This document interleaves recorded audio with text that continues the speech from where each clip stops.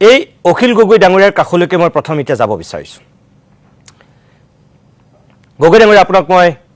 অভিনন্দন জনাইছোঁ দ্বিতীয়বাৰৰ কাৰণে অসম বিধানসভালৈ আপুনি নিৰ্বাচিত হোৱাৰ কাৰণে। আৰু কালি নিৰ্বাচিত হোৱাৰ পিছত আজিৰ এই প্ৰথম দিনটোতেই আপোনাক কেইটামান কথা খোলাখুলিকৈ সুধিব বিচাৰোঁ, অসমৰ ৰাইজকো জনাব বিচাৰোঁ। এই যে আজি আপুনি যিকেইটা কথা কৈছে, বিৰোধী ঐক্য কিয় বিধ্বস্ত হ'ল, শাসক পক্ষ কিয় ইমান বেছি ভোটত জয়ী হ'ল, যিকেইটা কথা কৈছে, এই কথাকেইটা আপুনি নিৰ্বাচনৰ আগতে একেবাৰে বুজিয়ে পোৱা নাছিল নেকি? একো অনুমানেই কৰিব পৰা নাছিল নেকি? যাৰ কাৰণে আপুনিওতো কৈ আছিল যে বিৰোধী মিত্ৰজোঁটৰ চৰকাৰ হ'ব, আপোনালোক সাজু হৈছিল মন্ত্ৰী হিচাপে শপত ল'বলৈ এক প্ৰকাৰ, নে সেইখিনি অকল ক'ব লাগে কাৰণে কৈ আছিল? কোনটো সঁচা? তাৰ দুটা কাৰণ থাকে। এটা হ'ল আপুনি ইলেকশ্যন হোৱাৰ আগত আপুনি ইলেকশ্যনত জিকিম বুলি ক'বই লাগিব, আৰু ইলেকশ্যন কাউণ্টিং হোৱাৰ আগত আপুনি ইলেকশ্যনত ভাল হৈছে বুলি ক'বই লাগিব। নহ'লে আপোনাৰ ষ্ট্ৰং ৰুমত থকা মানুহো কোনো নোলাব, আৰু ইলেকশ্যন কাউণ্টিঙৰ দিনটোত শেষলৈকে কাউণ্টিঙত বহি থকা মানুহেই নোলাব। গতিকে এইটো এটা টেকনিকেল কথা। জিকিব বুলি কোৱাটো সকলো পাৰ্টিৰ কাৰণে এইটো ইম্পৰ্টেণ্ট, আৰু সেইটো সকলো পাৰ্টিয়ে ক'ব লাগিব যি প্ৰেক্টিকেল ফিল্ডত থাকে। দ্বিতীয়তে, কিন্তু মই যেতিয়া কথাটো কৈছিলোঁ যে চৰকাৰখন হ'ব বিৰোধীবিলাকৰ, তেতিয়া তাৰ এটা কাৰণ আছিলে। সেইটো হ'ল যে এই চৰকাৰখনৰ বিৰুদ্ধে, বিজেপি চৰকাৰখনৰ বিৰুদ্ধে সাংঘাতিক ধৰণৰ এণ্টি ইনকামবেঞ্চি আছিলে, প্ৰতিষ্ঠান বিৰোধিতা। এই দলটোৰ প্ৰতি মানুহৰ অসন্তুষ্টি, এই দলৰ মুখ্যমন্ত্ৰীৰ প্ৰতি মানুহৰ অসন্তুষ্টি, এই অসন্তুষ্টিটো এটা পূৰ্ণ পৰ্যায়ত আছিলে। তাৰমানে যাক ইংৰাজীত অবজেক্টিভ বুলি কয়, অবজেক্টিভলি একচুৱেলি আমি বিজেপিক পৰাভূত কৰিব পৰাৰ অৱস্থাত আছিলে, কিন্তু ছাবজেক্টিভলি মানে ব্যক্তিনিষ্ঠভাৱে,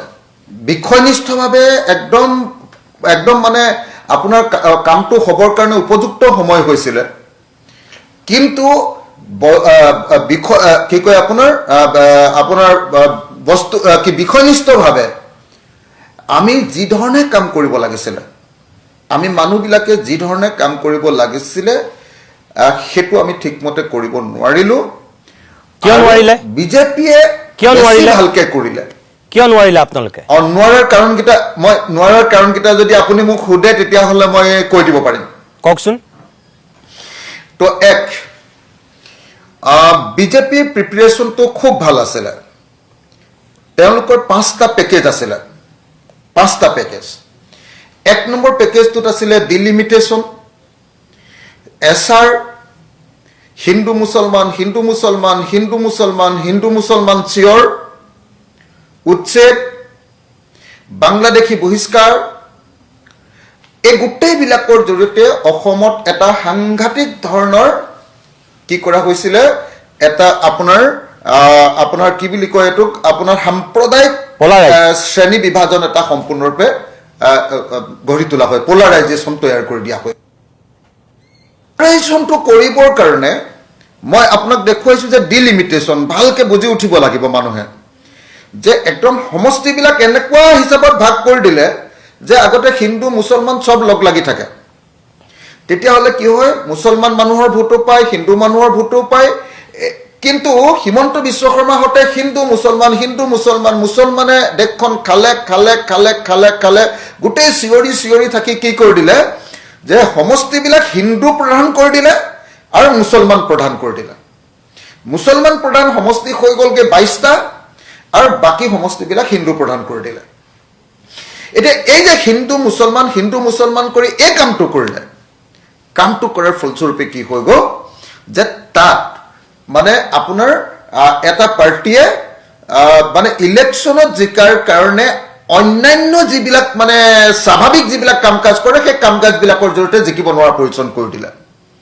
গতিকে এইটো হ'ল তেওঁলোকৰ ফাৰ্ষ্ট পেকেজ, ষ্ট্ৰেটেজি নম্বৰ 1। 2 নম্বৰ ষ্ট্ৰেটেজিটো হ'ল তেওঁলোকৰ ডেভেলপমেণ্টেলিজিম বুলি কয় তেওঁলোকে যে বিজেপি থাকিলেহে অকল ডেভেলপমেণ্ট হ'ব হয় বিজেপি নাথাকিলে হিমন্ত বিশ্ব শৰ্মা নাথাকিলে ধাৰ কৰিটো এতিয়া দৰমহা দি আছে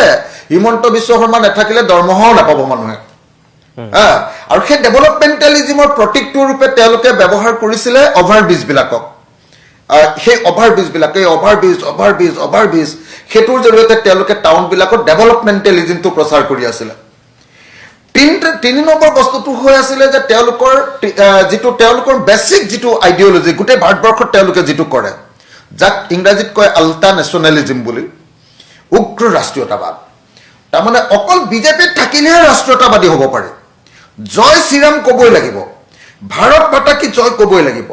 আৰু এইকেইটা কোৱা মানুহৰ বাহিৰে বাকী কোৱা মানুহবিলাক সম্পূৰ্ণৰূপে মানে ৰাষ্ট্ৰবিৰোধী এইটো এটা ডাঙৰ মেছেজ এটা নিনিয়া ইনশাল্লাহ বা আপোনাৰ কি কয় এনেকুৱা ধৰণৰ মুছলমান কথা কৈ দিয়া সিটোৰ দেশত দ্ৰোহী সি পাকিস্তানপন্থী এই গোটেই বাংলাদেশপন্থী তো সেই গোটেই যিটো ধাৰা সেই ধাৰাটো সৃষ্টি কৰিবৰ কাৰণে কি কৰা হৈছিলে আপোনাৰ হাৰিয়াক আপোনাৰ গৌৰৱ গগৈ পাকিস্তানী এই কথাটো কৈ থকা হৈছিলে এই 3টা পেকেজ গ'ল 3টা ষ্ট্ৰেটেজিৰ কথা ক'লো 4 নম্বৰ ষ্ট্ৰেটেজিটো আছিলে তেওঁলোকৰ যে এইবিলাক কথাই যিবিলাক মানুহক একেবাৰে সামৰি ল'ব নোৱাৰে একেবাৰে গাঁৱৰ দুখীয়া দৰিদ্ৰ মানুহ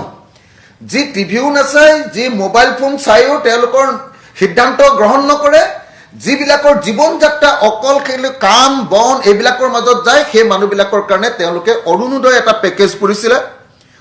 শেষত সেই অৰুণোদয়টো 9,000 টকাকে দিছিলে তাৰপিছত উদ্যমিতা আঁচনিৰ জৰিয়তে আকৌ 10,000 টকা দিছিলে আৰু কৈছিলে যদি বিজেপি চৰকাৰ জিকাই দিব পাৰে তেতিয়াহ'লে 25,000 টকাকে দিব এইটো হ'ল তেওঁলোকৰ বেনিফিচিয়াৰী স্কিমৰ যিটো ষ্ট্ৰেটেজি আৰু 4 নম্বৰ ষ্ট্ৰেটেজিটো আছিলে তেওঁলোকৰ একদম ভয়ানক উগ্ৰ প্ৰচাৰ আগ্ৰাসী প্ৰচাৰ একদম বাৰম্বাৰ বিহু বাগৰুম্বা এইবিলাকৰ কাৰণে নৰেন্দ্ৰ মোদীক মাতি আনিছে মুখ্যমন্ত্ৰীয়ে ইবাৰ পাছত সিবাৰ কেতিয়াবা উদ্যমিতা আঁচনিৰ ধন বিলাবলৈ গৈ প্ৰচাৰ কৰিছে কেতিয়াবা অৰুণোদয় ধন বিলাবলৈ গৈ প্ৰচাৰ কৰিছে কেতিয়া নামঘৰৰ পইচা দিবলৈ গৈ প্ৰচাৰ কৰিছে প্ৰচাৰ অখিল গগৈ ডাঙৰীয়া আপুনি এতিয়া যি 5টা কথা কৈছে আৰু আপুনি যি এটা 5টা মেইন মূল কাৰকৰ কথা ক'লে এইখিনি প্ৰতিৰোধ কৰিব পৰাকৈ এইখিনিৰ বিৰুদ্ধে আপোনালোকে অসমৰ মানুহৰ আস্থা আৰু বিশ্বাস জিনিব পৰাকৈ কিয় পৰিকল্পনা কৰিব নোৱাৰিলে আমি কিছু পৰিমাণে পৰিকল্পনা কৰিছিলো আমি সৰু পাৰ্টি আমিতো 126টাৰ কাৰণে প্ৰস্তুতি চলাব পৰা নাছিলো আৰু সেইকাৰণে মই বাৰম্বাৰ চাব দে আমাৰ কোন জিকিছে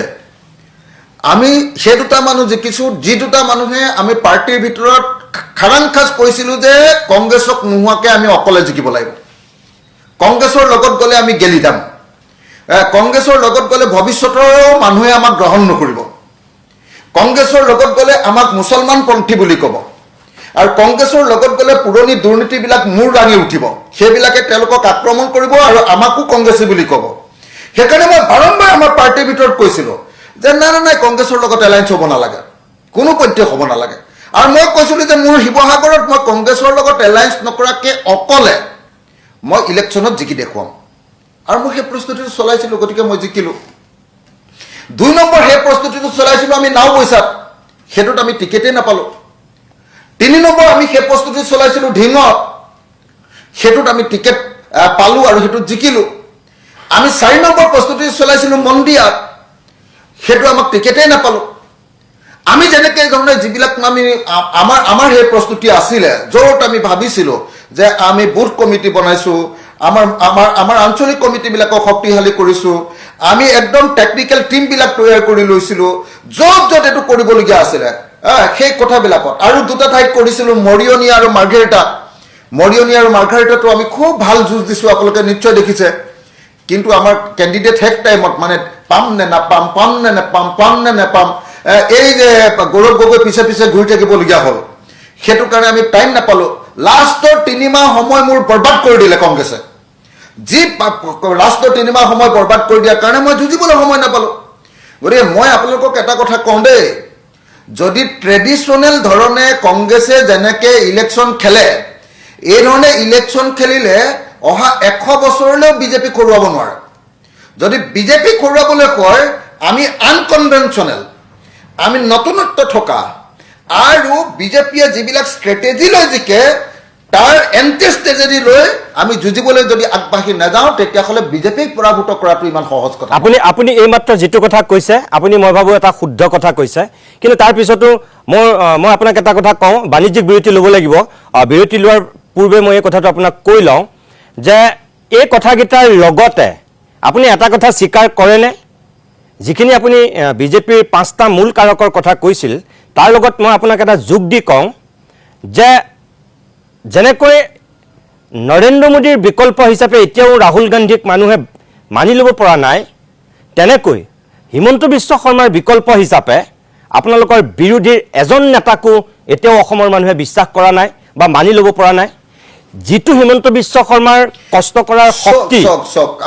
সেই শক্তিটো আপোনালোকে এজনো আয়ত্ত কৰিব পৰা নাই মই সঁচা কথাটো ক'লে কিছুমানে বেয়া পাই যায় হে হিমন্ত বিশ্ব শৰ্মাই বোকাত লেটি পেটি হৈ তাৰ বোকাত লেটি পেটি চিঞৰ বাখৰ গণ্ডগোল কৰি নাচি বাগি খেতিটো কৰিবলৈ যায় আৰু আমাৰ গৌৰৱ গগৈহঁতে পুৰা পাক্কা ইস্তি দি পথাৰত ননমাকে ইলেকশ্যনটো খেলিবলৈ যায় মানে পথাৰত ৰুবলৈ যায় হে আপোনালোকে চাবচোন আমাৰ লিডাৰবিলাকৰ মানুহৰ লগত হেণ্ডশেক কৰাৰ নিয়মটো আপোনালোকে চাব আৰু হিমন্ত বিশ্ব শৰ্মাই বাঁহ এডালৰ পৰা জাপ মাৰি গৈ মানুহক সাৱটি ধৰাৰ দৃশ্যটো চাব আপোনালোকে কেনেকৈ জিকিব এনেকৈ জিকিব নেকি ইলেকশ্যন আজি লুৰিণে যদি সঁচাকৈ ইলেকশ্যনত জিকিবলৈ হয় তাৰ গাটো ভাঙি পেলাব লাগিব এনেকৈ থিয় হৈ থাকিলে নহ'ব একদম বেকাৰ হৈ যাব লাগিব মানুহক সাৱটি ধৰিব লাগিব বোকাত জাপ মাৰি দিব পাৰিব লাগিব মানুহৰ লগত হাঁহি মাতি একদম হেৰি হৈ যাব লাগিব মিলি যাব লাগিব তেতিয়াহে ইলেকশ্যনত জিকিব ইফালে পইচাও খৰচ কৰিব নোৱাৰিব বিজেপিৰ সমান ইমান ধৰণৰ আপোনাৰ মেকানিজমো নাথাকিব বিজেপিৰ সমান ইমান কষ্টও কৰিব নোৱাৰিব আৰু বিজেপিৰ সমান আকৌ মানুহৰ লগত মিলিবলৈও নাযাব তেতিয়াহ'লে ইলেকশ্যনত কেনেকৈ জিকিব আপুনি কওক আপোনালোকৰ আজি হিমন্ত বিশ্ব শৰ্মাই কৈছে যে তিনি গগৈ যিটো আপোনালোকৰ মানে একত্ৰীকৰণ এইটো খুব শক্তিশালী এটা মানে ৰাজনীতিৰ সমীকৰণ আছিল বুলি কৈছে কিন্তু সেইটো আপোনালোকে লৈ যাব নাজানিলে সঁচাকৈ আপুনি এটা কথা কওক যে আপোনালোক বাৰু বেছিকৈ ৰাইজৰ মাজত থকাতকৈ আপোনালোক বাৰু বেছিকৈ সামাজিক মাধ্যমত আৰু সংবাদ মাধ্যমত বেছি হিৰো হৈ থাকিলে নেকি বেছি সংবাদ মাধ্যমৰ যোগেদি মানুহৰ লগত সম্পৰ্ক স্থাপন কৰিব বিচাৰিলে নেকি এতিয়া আপোনালোকে এতিয়া যিবিলাক কথা কৈছে সেইবিলাক মই ইলেকশ্যনৰ আগত চিঞৰ-বাখৰ কৰি থাকোঁতে মোক ভিলেইন বুলি কৈছিলে আপোনালোকে ইয়াৰ কংগ্ৰেছৰ লগত মিলিবলৈ মন নাই নেকি বুলি কৈছিলে আপোনালোকে মই চিঞৰি আছিলোঁ 6 মাহৰ আগত 1 বছৰ আগত কৈ আছিলোঁ আৰে ভাই এনেকৈ বিজেপি খৰাব পাৰিবা নেকি সোনকালে আহা নাই গৌৰৱে আমাৰ লগত লগ লাগিব নোখোজে হয় গৌৰৱে ভাবে শুনি লওক কথাটো গৌৰৱে ভাবে যে যদি অখিল গগৈক মই লগত লৈ যাওঁ সি এমপি ইলেকশ্যনতো গৌৰৱে আমাৰ লগত একেলগে কেম্পেইন কৰিব খোজা নাই এইবাৰ MLA ইলেকশ্যনতো ভালকৈ কেম্পেইন কৰিব খোজা নাই আঁতৰি ফুৰে আপুনি চাওকচোন আমি তিনি গগৈ বুলি যে ক'লো তিনি গগৈ কেম্পেইন ক'ত কৰিলোঁ ক'ত এটা জেগাতে কৈ দিয়কচোন অকল খোৱাঙত লুৰিণজ্যোতি গগৈ মিটিংখনত আমি 3টা গগৈ একেলগতে থিয় হোৱাৰ বাহিৰে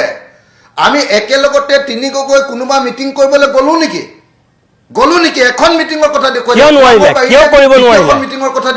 কিয় নোৱাৰিলে অকল এখনৰ বাহিৰে বাকী ক'তো যে যাব নোৱাৰিলে কিয় দুটা কথা এক নম্বৰ গৌৰৱে বৰ বেছিকে আমি গোটেই 3টা একেলগতে ঘূৰাটো বিচৰাই নাছিলে 1 নম্বৰ কথা আৰু 2 নম্বৰ কথা ঘূৰিবৰ কাৰণে টাইমেই নাই ইলেকশ্যনৰ আগত 3 মাহ কংগ্ৰেছৰ পিছত তেল মাৰি থাকোঁতে মোৰ গুচি গ'ল 3 মাহ মোৰ সময় নষ্ট কৰি খাই পেলালে মই নহ'লে চকু মুদি জ্ঞানশ্ৰীক জিকাই আনিলোহেঁতেন মই নহ'লে চকু মুদি আমাৰ হেৰিয়াক দুলাল বৰুৱা আৰু হেৰিয়াক জিকাই আনিলোহেঁতেন চকু মুদি ৰাহুল হা, চেত্ৰী। কি কয় দুলাল বৰুৱা আৰু ৰাহুল আমাৰ চেত্ৰী, আহ, ৰাহুল কি কয় চেত্ৰী। ৰাহুল চেত্ৰীক জিকাই আনিলোহেঁতেন মই ৰাহুল চেত্ৰীক আৰু মই মাত্ৰ 10,000 ভোটত হাৰিছে মোৰ আমাৰ হেৰিয়ে অলকনাথে মই চকু মুদি জিকাই আনিলোহেঁতেন আৰে কংগ্ৰেছৰ পিছত তেল মাৰি মাৰি কিমান দিন ঘূৰিবলগীয়া হৈছে আপোনাৰ লগত মই 10 দিনমান ফোনত কথা পাতিছো নে কওক আপুনি নিজে যে কংগ্ৰেছে এইবোৰ কি কৰি আছে কংগ্ৰেছে এইবোৰ কি কৰি আছে কংগ্ৰেছে এইবোৰ কি কৰি আছে নামাতে নপায় নবসে সিদ্ধান্ত নলয় ইলেকশ্যনত বিজেপিয়ে চব কেম্পেইন কৰি শেষ কৰি দিয়ে ইহঁতৰ কোন কেণ্ডিডেট হ'ব তাৰ কাৰণে দিল্লীলৈ এনেকে চাই থাকে দিল্লীয়ে নকয় ইয়াৰ মানুহে নকয় দিল্লী ইজনে সিজনৰ লগত কথাই নাপাতে ইটোৰ লগত সিটো কাজিয়া আৰু আমাৰ আৰু চব মানুহে হেঁচা মাৰি ধৰে বোলে অখিল গগৈ কংগ্ৰেছৰ লগত নাযায় সব মানুহে হেঁচা মাৰি ধৰে বোলে অখিল গগৈ বোলে ইউনাইটেড ফ্ৰণ্টত নাহে সেইকাৰণে কংগ্ৰেছৰ তেল মাৰি মাৰি বহি থাকিলো 3 মাহ বহি থকাৰ কাৰণে লোকচান অতি কমেও 7টা MLA জিকাই আনিব পাৰিলোহেঁতেন এতিয়া কংগ্ৰেছক তেল মাৰি থাকোঁতে গোটেই টাইম গুচি গ'ল এতিয়া কি কৰিম এতিয়া কওক এতিয়া আপোনালোকে মোকে গালি দিব নাই নাই আপোনাক কিয় গালি দিম আপোনালোকৰ গোটেই শক্তিটোকে গালি দিব লাগিব আপোনালোকে গালি খোৱা কাম কৰিলেতো গালি দিবই লাগিব কাৰণ আপুনি যিকেইটা এতিয়া কথা কৈছে ইলেকশ্যনৰ আগতো আপুনি আৰু গৌৰৱ গগৈ মই যিমান কষ্ট কৰিছিলো মই যিমান চেষ্টা কৰিছিলো মই যিমান গৌৰৱক বুজাইছিলো মই যিমান কংগ্ৰেছক বুজাইছিলো মই মনে মনে গৈ হেৰি সিঙক কি কয় আপোনাৰ কি সিং বুলি কয় আপোনাৰ কংগ্ৰেছৰ ইনচাৰ্জ যে কি জিতেন্দ্ৰ সিঙক গৈ দিল্লীত মনে 2 ঘণ্টা মিটিং কৰিছিলো জিতেন্দ্ৰ সিঙক লগ ধৰিলে বেলেগ এটাই বেয়া পায় গৌৰৱক লগ ধৰিলে বেলেগ এটাই বেয়া পায় ভূপেন বৰাক লগ ধৰিলে গৌৰৱে বেয়া পায় গৌৰৱক লগ ধৰিলে ভূপেন বৰাই বেয়া পায় আৰে ইলেকশ্যনৰ আগত যদি ভূপেন বৰা আৰু প্ৰদ্যুৎ বৰদলৈ 2জন গুচি যায় তাৰপিছত আৰু ইলেকশ্যন হাৰিলো বুলি নিজে গমেই পাব লাগে লিডাৰে নাই প্ৰচাৰ কৰিবলৈ গৌৰৱে নিজৰ সমষ্টিত প্ৰচাৰ কৰি আছে ৰিপুন বৰাই নিজৰ সমষ্টিত প্ৰচাৰ কৰি আছে দেৱব্ৰত শইকীয়াও নিজৰ সমষ্টিত প্ৰচাৰ কৰি আছে ইলেকশ্যনৰ কেম্পেইন কৰিবলৈ যাবলৈ এক পিছো মানুহেই নাই আহিছে আপোনাৰ কি কয় আমাৰ কি কয় ৰাহুল গান্ধী 2 দিন কেইখন মিটিং কৰিলে আৰু হেৰি 2 দিন কি কয় আপোনাৰ প্ৰিয়ংকা গান্ধী বেলেগৰ প্ৰধানমন্ত্ৰী কেইদিন আহিছে অমিত শ্বাহ কিমান দিন আহিছে কেন্দ্ৰীয় নেতা কিমান দিন আহিছে পশ্চিমবংগত নৰেন্দ্ৰ মোদী আৰু অমিত শ্বাহ কিমান দিন বহি আছেগে এতিয়া কলে হ'ব ইলেকশ্যনত হাৰিলো অকল ইভিএম কৈ থাকিলে হ'ব নেকি ইভিএম থাকিব পাৰে হয়তো আছে সেইটো সঁচাকে ইলেকশ্যনটো যিমান বেয়া হৈছে ইমান হ'ব নালাগিছিলে কিন্তু ময়ো 30,000 ভোটত জিকিব লাগিছিলে মই 18,000 ভোটত জিকিছো মই জিকিব লাগিছিলে 30,000 12,000 ভোট মই কম পাইছো মোৰ পুৰা হিচাপ আছে কেনেকে ক'ত ভোট পাম ক'ত নাপাম কিন্তু তাৰ পাছতো যে এই পৰিস্থিতি হল কেলে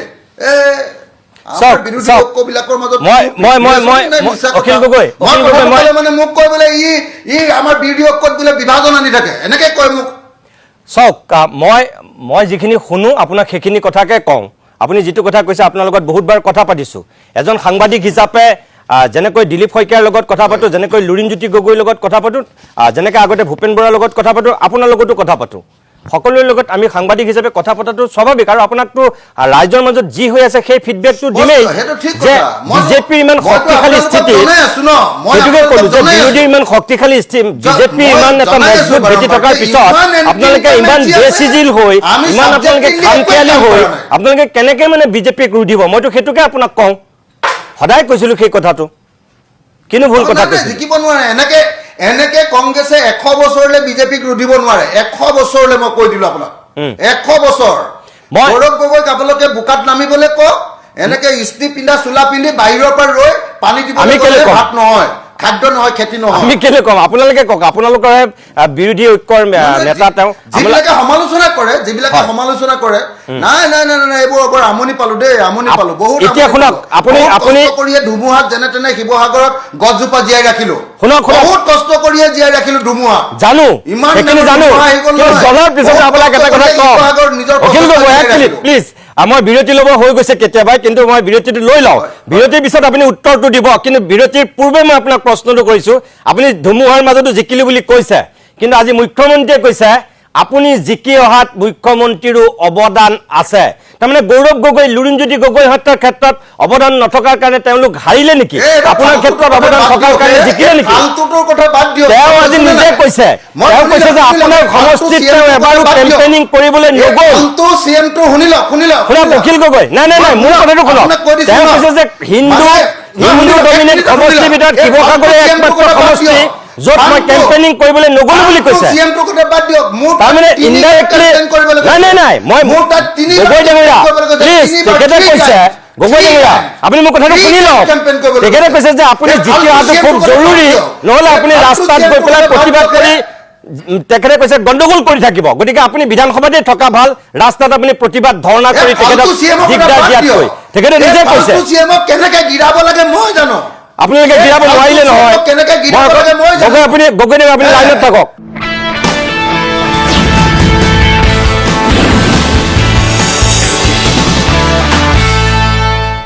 মুখ্যমন্ত্ৰী হিমন্ত বিশ্ব শৰ্মাই আজি অখিল গগৈ ডাঙৰীয়াৰ সন্দৰ্ভত বিশেষকৈ তেওঁ নিৰ্বাচনত জিকা অসম বিধানসভাত তেখেতে লোৱা ভূমিকাৰ সন্দৰ্ভত সংবাদ মাধ্যমৰ আগত কোনখিনি বক্তব্য ৰাখিছে তাৰে মই কিয়দাংশ অকণমান আপোনালোকক দেখুৱাই লওঁ তাৰপিছত অখিল গগৈক কেইটামান কথা সুধিম যদি অখিল গগৈয়ে মিষ্টেক নকৰিলেহেঁতেন তেতিয়াহ'লে আজি চেয়াৰমেন আলীও তেওঁৰ দলৰ বিধায়ক হ'লহেঁতেন আজি যদি অখিল গগৈয়ে মিষ্টেক নকৰিলেহেঁতেন তেতিয়াহ'লে এইবাৰ ইলেকশ্যনতে তেওঁ